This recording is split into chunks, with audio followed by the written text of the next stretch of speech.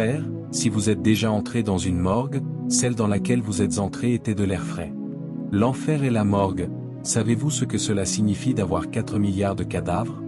Un homme a dit que lorsqu'il y est allé, l'odeur seule, il a dit qu'aucun être humain sur cette terre ne peut survivre à cette odeur. Vous ne pouvez pas respirer dans cet endroit et survivre 1 heure, vous mourrez à cause de l'odeur. Au-delà de l'odeur, il n'y a pas d'oxygène. Tout le monde respire, inspirez profondément, expirez, inspirez encore, expirez. Encore une fois, inspirez. C'est le don gratuit de Dieu. Il vous le donne librement. Les choses que Dieu vous donne dans son amour, dans sa miséricorde, vous les prenez pour acquises. En enfer, il n'y a pas d'oxygène. En enfer, vous respirez des gaz. Vous respirez du soufre. Et vos poumons brûleront comme du feu. Oh mon Dieu! Je ne parle même pas de la chaleur. Un jour, j'ai voyagé à Dubaï, et c'était pendant l'un de leurs jours les plus chauds qu'ils aient jamais connus. Il faisait 50 degrés centigrades. Nous sommes au Nigeria. Le Nigeria est déjà un pays chaud. 50 degrés, c'est 2 fois la chaleur que nous avons ici maintenant. C'est Dubaï. 2 fois. C'est pourquoi partout à Dubaï, il y a la climatisation. Vous ne pouvez pas survivre sans climatisation. J'étais à l'hôtel et j'avais besoin d'acheter quelques provisions. Les provisions étaient en bas de la route, de l'autre côté. Je suis sorti de l'hôtel pour aller acheter des provisions. Et en avançant, la chaleur m'a frappé. Monsieur, je venais à peine de sortir, je n'avais même pas encore atteint les grilles. Déjà, toute l'eau de mon corps était desséchée. Ma force, mon énergie était drainée, et en moi, je sentais que j'allais m'effondrer. Je n'avais même pas atteint la moitié du chemin vers le magasin.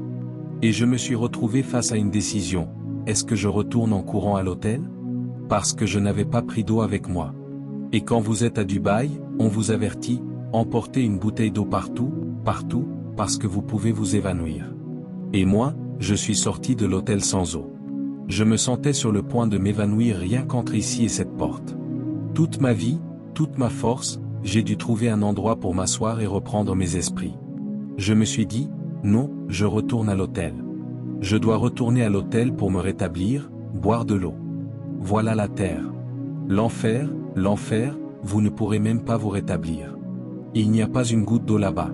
En enfer, il n'y a pas de repos. Vous ne dormez pas. Même si vous dormez seulement 5 heures, vous savez comment votre cerveau fait boum, boum, boum. En enfer, si vous réussissiez à avoir 1 heure, ce serait le paradis sur terre. En enfer, pas de sommeil, pas de repos. En enfer, c'est l'obscurité totale. Oh mon Dieu! En plus de toutes ces choses, oh, les démons grotesques qui s'y trouvent, comme des monstres. Vous verrez des serpents longs comme des anacondas tournoyer autour de vous. En plus des démons, monsieur, savez-vous que le travail des démons en enfer est de vous torturer? Ils vous torturent. Ils vous rôtissent. Ils vous piétinent. En fait, toutes les tortures qu'ils peuvent infliger à l'humanité, parce que vous portez l'image de Dieu. Leur travail est donc de vous torturer, et c'est pour toujours. Non, je ne peux pas aller là-bas. Dieu, aide-moi. Je ne peux pas y aller. Saint-Esprit, donne-moi la grâce. Donne-moi la grâce de marcher avec toi. Donne-moi la grâce d'être ton instrument. Et savez-vous qu'en enfer, votre corps se rajeunit? Il se régénère. Même s'il vous écrase comme ça, votre corps revient et se reforme. Ainsi, le châtiment et la torture sont continus. Voilà l'enfer. Voilà l'enfer. Voilà l'enfer. Il n'y a rien de bon là-bas. Pas de nourriture, pas d'eau, pas de joie, pas de rire. Savez-vous qu'en enfer, vous n'avez pas d'amis? Vous n'avez même personne avec qui discuter. Comment allez-vous discuter? La douleur que vous traversez vous-même, l'agonie est si intense que vous êtes absorbé par votre propre douleur en enfer. Tout ce qui est à l'image de Dieu en vous quittera. Vous perdrez la bonté. Vous perdrez la miséricorde. Vous perdrez le pardon.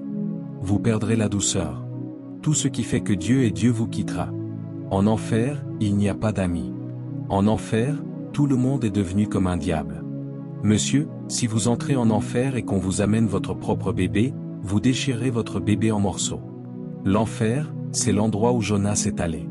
Parce que quand on en parle comme ça, cela paraît très simple. C'est pourquoi, lorsque Jonas est arrivé en enfer, il a pleuré. Il a pleuré. Il a commencé à marchander avec Dieu et à faire des vœux. Et ce Dieu miséricordieux, ce Dieu plein de grâce, a entendu le cri de Jonas. Sinon, le livre de Jonas ne serait même pas dans la Bible. Il n'y aurait rien eu comme son ministère à Ninive. Il serait simplement mort là-bas en enfer et on aurait oublié. Mais ce Dieu miséricordieux a retiré Jonas de l'enfer. Le Dieu de la seconde chance a donné à Jonas une autre vie. Oh mon Dieu! Mon Dieu! Mon Dieu! Mon Dieu! Je suis venu vous dire que Jésus a souffert les horreurs de l'enfer. Il est descendu là-bas. Jésus n'est pas seulement mort sur la croix. Il est allé là-bas.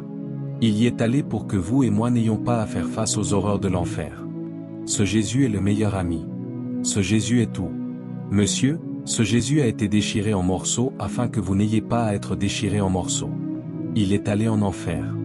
Il a affronté tout ce que nous étions censés affronter à notre place. Jésus est un grand homme, un grand Dieu, un Père aimant. Personne n'est comme Jésus, monsieur. Vous devez vous attacher à lui. Vous devez le tenir fermement. Il est tout. Et je veux conclure par ceci. S'il vous plaît, préparez-vous. Préparez-vous pour la mort. Préparez-vous pour l'éternité. Je sais que vous vous préparez. Je le sais. Je le sais. Même quand vous êtes venu à la cité de prière, vous vous êtes préparé. Vous avez passé 30 minutes devant le miroir. Vous vous êtes préparé. Je sais que nos médecins peuvent passer 4 heures à se préparer au salon. Toutes les femmes au foyer passent des heures chaque jour à préparer les repas pour la famille. Les étudiants sont occupés à se préparer pour les examens. Nous, pasteurs, nous préparons des messages. Tout le monde est occupé à préparer quelque chose. Monsieur, toutes les préparations que vous faites, vous êtes-vous préparé pour le domaine principal? À quel point êtes-vous prêt pour l'éternité? Parce que, monsieur, personne n'a échappé à la mort. Peu importe combien on dit « vis longtemps », monsieur, vous allez mourir. Et la seconde où vous mourrez, ce sera soit le ciel, soit l'enfer. Êtes-vous prêt? Vous êtes-vous préparé? Comment vous êtes-vous préparé? Oh mon Dieu! Oh mon Dieu! Oh mon Dieu! Kenneth Hagin, ce grand général de la foi, quand il était un jeune garçon, à 14 ans, il était très malade. Il avait une maladie cardiaque et, à cause de cette maladie, il ne pouvait pas aller à l'école avec les autres enfants. Il devait avoir un enseignant qui venait à la maison pour lui donner des cours. Il ne pouvait pas jouer avec les autres enfants. Il avait une maladie cardiaque. Et à l'âge de 14, 15 ans, il s'est vu rendre l'esprit. Il était si malade qu'on avait fait appeler le médecin. Il était allongé dans son lit, dans la maison, et sa grand-mère était à son chevet. Il disait à sa grand-mère, « J'ai l'impression que je vais partir. Je ne peux pas rester. Je ne peux pas attendre plus longtemps le médecin. » Et avant même qu'on s'en rende compte, il a vu son esprit sortir de sa bouche, descendre à une vitesse très rapide. Et il est arrivé aux portes de l'enfer, à 14, 15 ans. Et un être l'a saisi par derrière, et les portes de l'enfer s'ouvraient. Il était terrifié. Il a commencé à crier, « Dieu, Dieu, je suis membre d'une église. Seigneur, j'ai été baptisé dans l'eau. J'allais à l'école du dimanche. Je suis un enfant de Dieu. » Il criait, il hurlait, et la porte continuait de s'ouvrir. Et il y eut un tonnerre. Ce tonnerre a secoué tout l'endroit. Tous les démons ont fui, et il a été ramené dans son corps. Il est revenu à la vie. Il était encore dans la chambre, la grand-mère était toujours là. Il a dit, « Grand-mère, tu es encore là? S'il te plaît, appelle maman. Je veux l'appeler parce que je sais que je vais repartir. Je veux remercier ma maman et la saluer avant de partir. » La grand-mère a dit, « Partir? Où vas-tu? » Et avant même qu'on s'en rende compte, il était reparti. Il est descendu de nouveau aux portes de l'enfer. Il criait encore, suppliant et pleurant, « Seigneur, s'il te plaît, je suis un enfant de Dieu. » Les portes de l'enfer s'ouvraient, et il y eut un tonnerre. Il quitta cet endroit et revint dans son corps. Cela s'est produit 3 fois. 3 fois, il est arrivé aux portes de l'enfer. 3 fois, il a été renvoyé. C'est à la 3e fois qu'il a réalisé qu'il n'était pas encore né de nouveau. C'est à la 3e fois, sur son lit de maladie, qu'il a invoqué le Seigneur Jésus et a dit, « Seigneur Jésus, entre dans ma vie. Jésus, je vais à l'église, mais je ne t'ai pas remis ma vie. S'il te plaît, au cas où je reparte, que mon nom soit dans le livre de vie. » Il venait à peine de terminer cette prière qu'il est reparti une 4e fois. Cette 4e fois, il n'est pas descendu. Il est monté. Cette courte prière l'a fait monter, et le nuage de gloire a rempli sa chambre. Cette fois-ci, il n'est pas allé aux portes de l'enfer. Il est allé aux portes du ciel. Pendant que son esprit était aux portes du ciel, le nuage de gloire a rempli sa chambre. Entre-temps, sa mère est arrivée. Elle a essayé d'entrer dans la chambre, mais elle ne pouvait pas entrer parce que le nuage de gloire ne le permettait pas. Elle a appelé la grand-mère et lui a dit, « Regarde cet endroit. C'est comme s'il y avait un nuage. Je ne peux même pas voir le lit, encore moins le corps de mon fils. » La grand-mère a couru pour entrer. La porte était ouverte, mais la gloire l'a repoussée.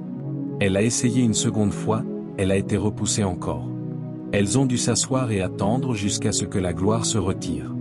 Il est resté 10 minutes aux portes du ciel.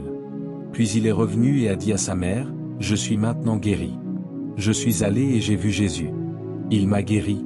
Je suis allé aux portes du ciel et j'ai vu le Seigneur. » Frères, l'éternité. Ces choses sont réelles. Le ciel est réel. Il y a un enfer à éviter. Il y a un ciel à gagner. Dans tout ce que vous obtenez, s'il vous plaît, en venant à la cité de prière, recevez votre miracle. Recevez votre percée. Mais par-dessus tout, le ciel. Le ciel. Levez-vous. Levez-vous. Élevez votre voix. Commencez à vous redédier. Commencez à vous reconsacrer. Commencez à crier à Dieu. Père, je ne peux pas rater cela. J'ai dirigé une église. 80% de tous mes membres sont en enfer. Et 80% de tous mes membres sont en enfer. Monsieur, vous feriez mieux de vous humilier. Vous feriez mieux de crier à Dieu, parce qu'un jour vient où vous mourrez. Vous irez dans cet endroit. Commencez à crier. Commencez à prier. Commencez à vous redédier. Commencez à vous reconsacrer. Jésus. Jésus. Jésus. Jésus. Jésus. Dieu. Jésus. Jésus. Bénis-moi, Seigneur. Jésus. J'apporte la repentance dans ma vie. J'apporte la repentance dans mon âme. Partout où je suis allé aussi. Oh, aide-moi à me reconsacrer là où j'ai manqué. Ô Dieu, sans le savoir, alors que je suis candidat à l'enfer en pensant que je suis inscrit dans le livre du ciel et confirmé. Seigneur, aide-moi aujourd'hui. Il vaut mieux que je pleure maintenant que d'y aller en traînant cela. Je prie maintenant. Délivre-moi de là-bas. La Bible dit que l'enfer a ouvert sa bouche, délivre mon âme de l'enfer. Aide-moi à me discipliner. Ma sœur, c'est le temps de pleurer maintenant, parce qu'il y a un endroit où les gens pleurent. Ils crient pour une seule opportunité. Mais vous êtes ici. Vous aviez cette opportunité et vous l'avez maintenant pour pleurer. Vous avez cette opportunité de supplier Dieu. Je ne sais pas comment communiquer ce message plus que cela. Je ne sais pas comment communiquer davantage que cela. Mais c'est le moment de crier à Dieu. C'est le moment de supplier pour l'aide, pour la miséricorde et pour la grâce de courir la course. Merci à Dieu pour ceux qui sont déjà venus à l'autel. Aucun appel à l'autel, ils sont venus d'eux-mêmes, avec Jésus comme leur leader. Mais je vous donne cette chance maintenant. L'autel est ouvert. Pouvez-vous venir et vous humilier? Pouvez-vous commencer à vous redédier? S'il vous plaît, quand vous venez à l'autel, ne venez pas la bouche fermée. Élevez votre voix. Commencez à crier vers lui pour l'aide. Car la course n'est pas pour les rapides, elle n'est pas pour les forts. Mon Dieu, mon Dieu, mon Dieu, mon Dieu. Le simple fait que vous soyez debout aujourd'hui, demain vous aurez besoin de la grâce pour rester dans la course. Jésus, Jésus, je vous dis qu'il y a une course. Je dois courir. Je dois courir. Il y a des victoires à remporter. Donne-moi la puissance, à chaque heure, pour être fidèle. Je cours une course pour rencontrer mon Rédempteur. Mon Rédempteur. Je cours une course pour rencontrer mon Rédempteur. Mon Rédempteur. Course céleste. Repos céleste. Si vous êtes ici cet après-midi et que vous savez que vous n'êtes pas encore né de nouveau, vous savez que vous n'avez pas remis votre vie à Jésus, ou bien vous êtes ici, vous prétendez être né de nouveau, mais vous savez réellement que ce n'est pas le cas, que vous vivez une vie abominable, et vous voulez dire, « Père, je viens à toi comme un fils prodigue. Je me repens aujourd'hui. Je te remets tout. » Si c'est vous, venez simplement à cet autel où je me tiens. Venez, car il n'y a plus de place autour de l'autel. Trouvez votre chemin et montez à l'autel. Vous voulez remettre entièrement votre vie à Jésus. Vous êtes chrétien, mais vous savez que votre voie n'est pas droite. Vous êtes loin et vous voulez vous repentir et revenir à Dieu comme un fils prodigue. Vite, vite, vite, avant que je ne termine ceci. Je me rends. Oh, je me rends. Au nom de Jésus. Au nom de Jésus. Amen. Il y avait un frère qui a vécu cette expérience d'être emmené en enfer. Quand il est revenu de cet endroit, il s'est assis dans l'église sous son pasteur et il s'est émerveillé que, pendant une année entière, son pasteur n'avait pas prêché sur l'enfer. Pour lui qui y était allé, c'était le message le plus important. Pourquoi mon pasteur tourne-t-il autour du pot, prêchant tout le reste sauf l'essentiel? Cela le troublait. Il a commencé à visiter différentes églises. Pendant plus de 2 ans, il n'a trouvé aucune église qui prêchait sur l'enfer. Alors il a fait quelque chose. Il a écrit une lettre, il l'a imprimée en milliers d'exemplaires et il l'a envoyée à tous les pasteurs de toute la ville. Que disait la lettre? Homme de Dieu, quand avez-vous prêché pour la dernière fois sur l'enfer? C'était la lettre. La lettre disait, Homme de Dieu, vous qui ne prêchez plus sur l'enfer, êtes-vous encore dans la foi? Êtes-vous encore sur la bonne voie? Il l'a envoyé à tous les pasteurs. Père, alors que nous venons à toi cet après-midi, nous revenons tous comme des fils prodigues. Là où nous avons manqué, si Jonas a pu manquer, alors qui sommes-nous? Si Jonas a manqué, est mort et est allé en enfer, alors Père, nous avons tous besoin de ton aide. Père, je prie pour chacun de nous, pour la miséricorde, pour la grâce, pour la restauration. Merci Jésus. Là où nous avons manqué, restaure-nous, reconditionne-nous et dépose en nous l'esprit du nom. Amen. Cette chose que nous faisons toujours et qui t'irrite, la puissance de dire non. Amen. La puissance de vaincre le péché, l'iniquité, la chair, la charnalité, la convoitise et l'orgueil de cette vie. Merci Père. Au nom de Jésus. Amen. Je vais encore donner un autre appel à l'autel. Avant de continuer ce chant, vous êtes ici et vous êtes le Jonas. Le Seigneur vous a appelé avec un appel spécifique. Vous savez que le Seigneur vous a donné un ministère, pour une raison ou une autre, vous sentez que vous ne pouvez pas le faire. Vous ne vous êtes pas soumis à cet appel. Vous êtes occupé à faire autre chose. Mais vous savez qu'il y a un appel que vous êtes censé accomplir. S'il vous plaît, trouvez votre chemin vers cet autel maintenant. Vite, vite, vite. Dès que vous arrivez ici, dites à Dieu que vous êtes désolé. Dites-lui, Père, en repartant, je vais t'obéir. Je vais faire ta volonté. Je ne veux plus vivre dans la désobéissance. Entends mon cri. Vous savez, Dieu m'a donné un ministère d'écriture. Je ne lutte pas pour écrire. Mon problème, c'est que chaque fois que je jeûne, je reçois des téléchargements de livres. Et à un moment donné, je me suis vraiment fâché contre Dieu à cause de cela, parce que c'est un ministère très douloureux. Quand vous avez cette onction pour écrire, vous pouvez ne pas dormir pendant 2 semaines, écrivant jour et nuit jusqu'à ce que le livre soit terminé. Et après avoir écrit le livre, passer par le processus de correction n'est pas une plaisanterie. Ensuite, l'impression d'un livre, aujourd'hui, 1000 exemplaires coûtent environ 2 millions de Naira. Où trouver 2 millions pour imprimer un seul livre? C'est un ministère très douloureux. À un moment donné, j'ai dit à Dieu, Père, je suis fatigué de ce genre de ministère. Peux-tu me donner un ministère de miracles bruts, où je prêche simplement et où les infirmes se lèvent à chaque fois? Je jeûne et je prie, et tu me donnes des livres à écrire. Je n'en veux pas. Et à cause de cela, je n'écrirai plus jusqu'à ce que tu me donnes celui que je veux. J'ai arrêté d'écrire pendant 2 ans. Et pendant 2 ans, Dieu continuait à me donner des livres, jusqu'à ce que j'ai plus de 10 livres dans mon esprit à écrire. J'ai refusé de les écrire jusqu'au jour où je prêchais à Port-Harcourt, dans l'église de l'apôtre Duc. Il m'a appelé dans son bureau et m'a dit, « Révérend, j'ai plus de 30 de vos livres et je vous envie. Je n'ai jamais vu un homme de Dieu porter le don que vous portez.